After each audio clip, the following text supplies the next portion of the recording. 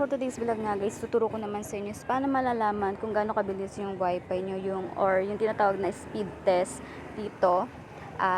Tulad ko guys, ang gamit namin is PLDT. So medyo mabagal siya ngayon. So titingnan natin kung gaano kabilis or kabagal yung ating Mbps. So ang gagawin nyo lang is punta ka lang sa Google guys.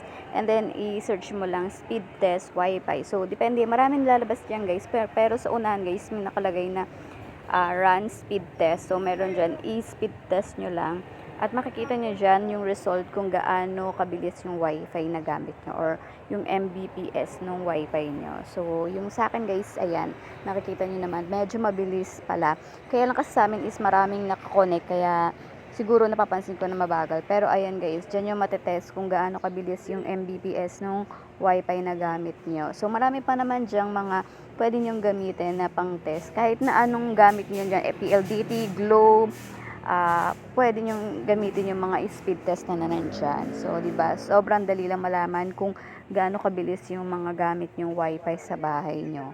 So, ayan yung sa akin guys. So, marami ka pang, pwede mo pang i-check yung iba sa baba guys. May mga available pa dyan na pwedeng pang gamit na mga pan-test. Ayan.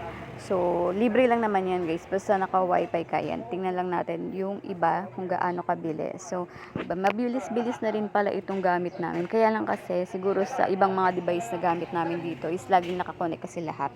So, kasi siguro kaya napapansin ko na medyo mabagal. Pero ayan guys. So, ganyan lang kadali kung paano ma-check yung Mbps ng wifi na gamit nyo sa bahay. Kaya kung ako sa inyo guys, itry nyo na. Thank you for watching.